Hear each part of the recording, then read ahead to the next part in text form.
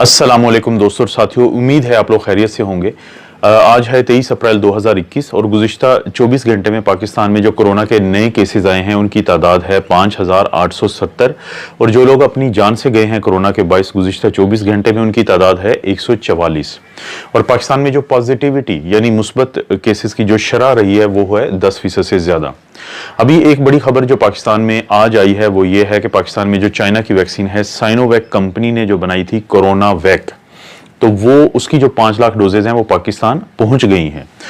दोस्तों, ये जो वैक्सीन है कोरोना वैक ये बनी है बिल्कुल उसी टेक्नोलॉजी पे जिसके ऊपर साइनोफार्म की वैक्सीन बनाई गई है, यानी किल्ड वायरस या इनएक्टिवेटेड वायरस। और इसको दुनिया में सबसे महफूज एक टेक्निक समझी जाती है कि अगर प्रॉपरली वायरस को किल किया गया हो या इनएक्टिव किया गया हो तो उसके बाद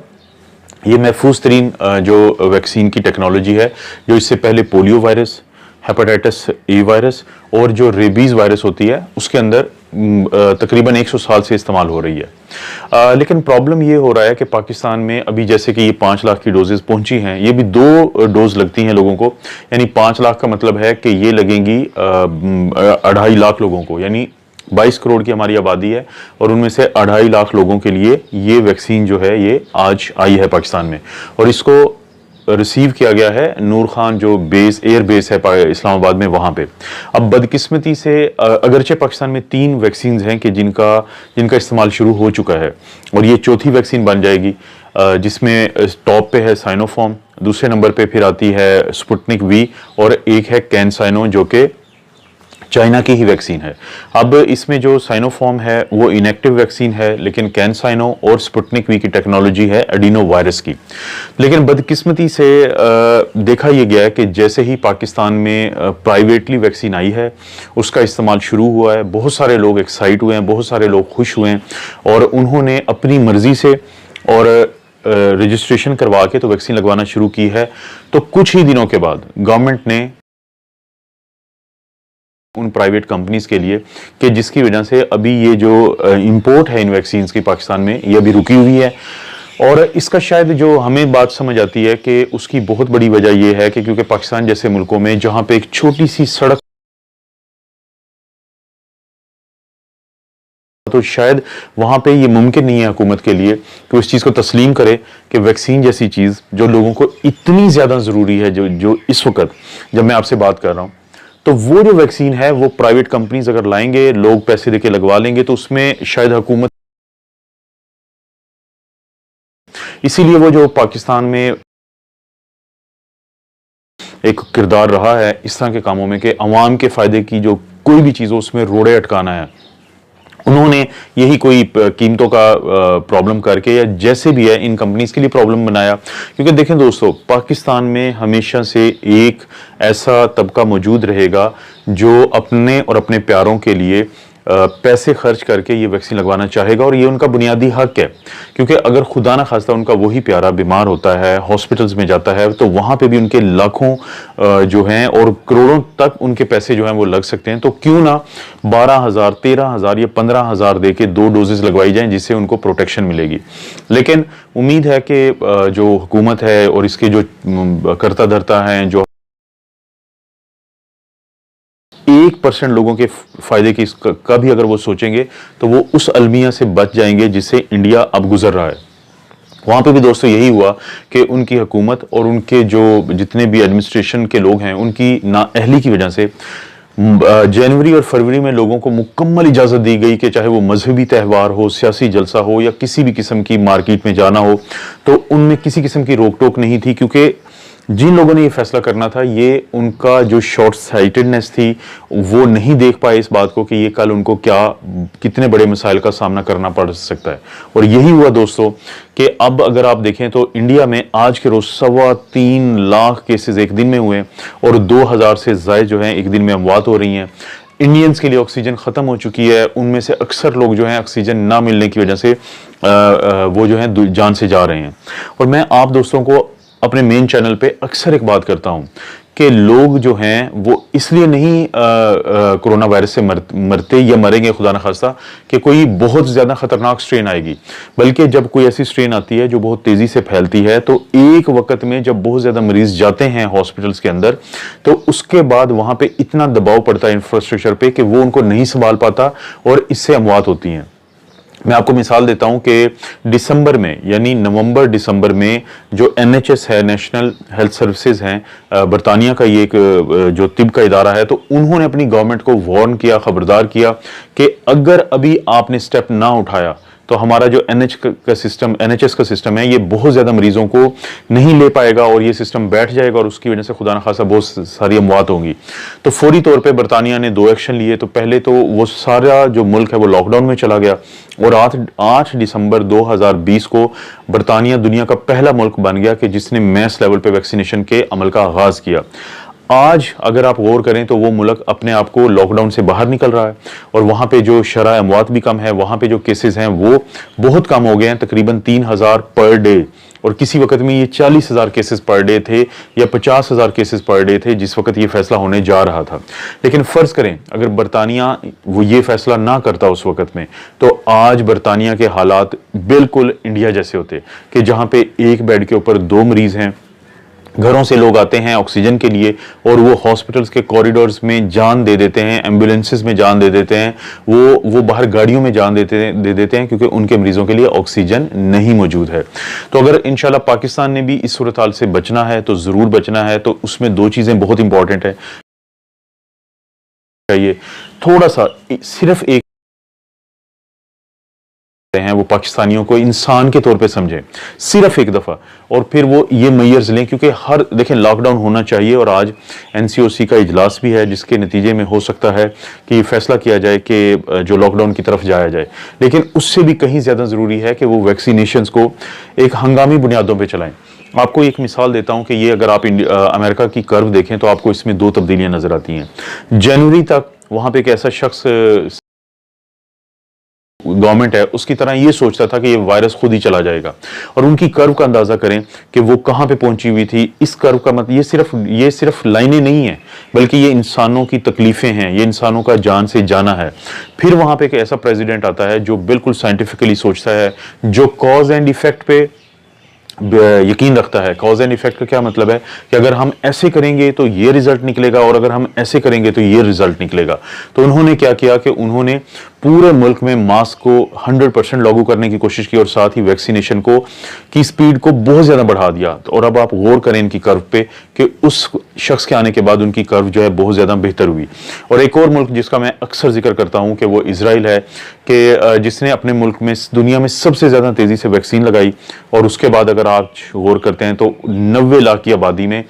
एक दिन में सिर्फ 200 और 300 के दरमियान केसेस आते हैं और मुकम्मल तौर पे वो मुल्क खुल चुका है, वहाँ के इदारे खुल चुके हैं, वहाँ पे स्कूल्स खुल चुके हैं। तो उनके आपके सामने है ये। तो हमें ये उम्मीद करनी चाहिए कि हुकूमत जो है वो इसको इमरजेंसी बेसिस पे इसके खिलाफ एक जंग का ऐलान कर दे, क्योंकि इस वायरस को मार भगाने के अलावा कोई ऑप्शन नहीं है, किसी कम्युनिटी के पास कोई ऑप्शन नहीं है। क्योंकि जब तक ये वायरस आपके मुआशरे में मौजूद है, और जो मैंने गुज़िश्ता दिनों एक वीडियो भी बनाई थी,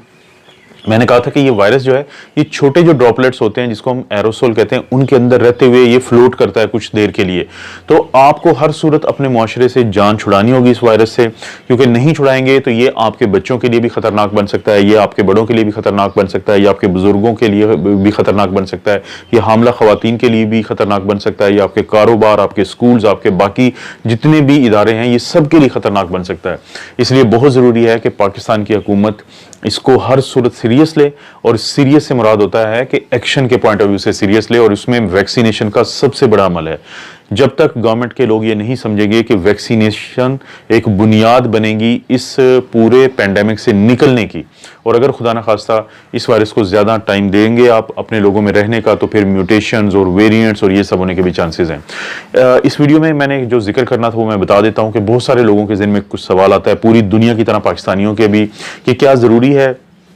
कि जो उनके बच्चे हैं उनको वैक्सीन लगवाई जाए। और क्योंकि वो सुनते रहते हैं कि अभी ट्रायल चल रहे हैं कि जिसमें 6 महीने से लेके 12 साल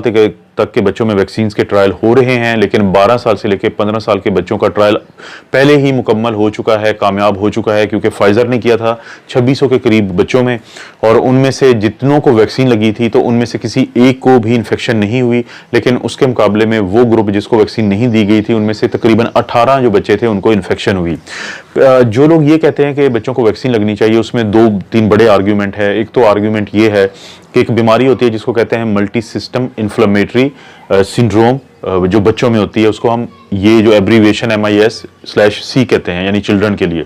तो लोगों का ये कहना है कि ये एक खतरनाक किस्म की सूरत हाल है जो कावासाकी डिजीज की तरह होती है, जिसके अलामात और जो कुछ बच्चों में जरूर होती है जब वो कोरोना का शिकार होते हैं। इसलिए इन बच्चों को और इनकी जान बचाने के लिए जरूरी है कि कोरोना की वैक्सीन लगाई जाए, क्योंकि बड़ों की तरह बच्चों में भी जब इन्फेक्शन होती है तो उनमें से कुछ बच्चे जो अपनी जान से जरूर जाते हैं, और यही होता रहा है अभी, खासतौर पे वो बच्चे जिनको पहले से कोई ना कोई बीमारी हो। जाहिर है उनकी जिंदगियां भी हमारे लिए भी और उनके पेरेंट्स के लिए भी बहुत जरूरी है, उनको भी बचाना बहुत जरूरी है। ये एक आर्ग्यूमेंट है इस फेवर में कि वैक्सीन लगनी चाहिए। दूसरी आर्ग्यूमेंट ये है इस फेवर में कि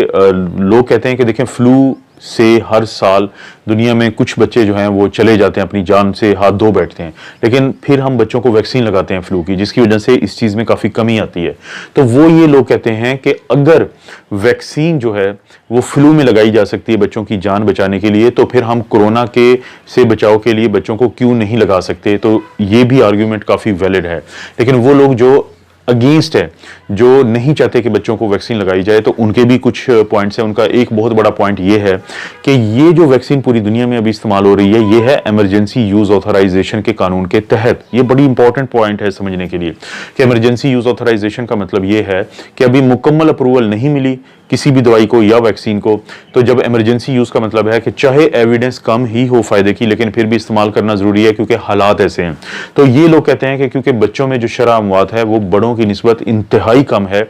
तो एक ऐसी दवाई, एक ऐसी वैक्सीन जो अभी इमरजेंसी यूज ऑथराइजेशन जिसका जारी है, तो उसको इन बच्चों में देना ज्यादा होगी। क्योंकि उनका ये मानना है कि जो बच्चे हैं, और साइंटिफिकली ये बात साबित शुदा है कि बच्चे जो होते हैं उनके नाक और गले में कुछ ऐसे रिसेप्टर्स होते हैं इम्यून सेल के, यानी हमारे मुदाफ़ती निज़ाम के, कि जब वायरस उनके अंदर दाखिल होता है तो वो बहुत ज़्यादा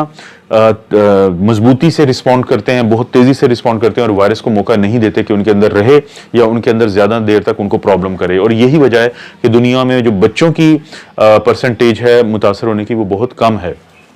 तो इन लोगों का ये आर्गुमेंट है कि जब ये बच्चों में कुदरती तौर पे इम्यूनिटी है और ये बच्चे ज़्यादा देर तक वायरस को अपने अंदर नहीं रहने देते, और ये बच्चे जो हैं स्प्रेडर का काम नहीं करते, यानी बहुत ज़्यादा स्प्रेड नहीं करते वायरस को, और इन बच्चों के अंदर क्योंकि कम देर वायरस रहेगा तो वो म्यूटेट भी नहीं होगा, उसके वेरिएंट्स भी नहीं बनेंगे, तो फिर क्या जल्दी है कि एक ऐसी वैक्सीन जो अभी इमरजेंसी यूज़ ऑथराइजेशन के लिए अभी कबूल है सिर्फ, तो वो दी जाए।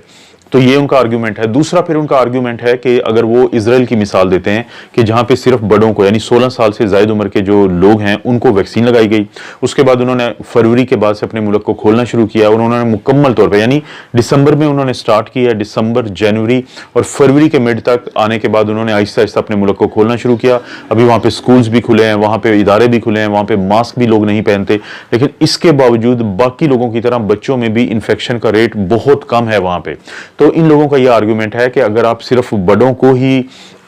यानी कि वैक्सीनेशन कर देते हैं तो इस बात के बहुत ज़्यादा इम्कान हैं कि बड़ों को जब वो हिफाजत मिल जाएगी वैक्सीन की वजह से तो बच्चे ऑटोमेटिकली महफूज हो जाएंगे। तो बच्चों को इस अमल से गुजारना ज़रूरी नहीं है।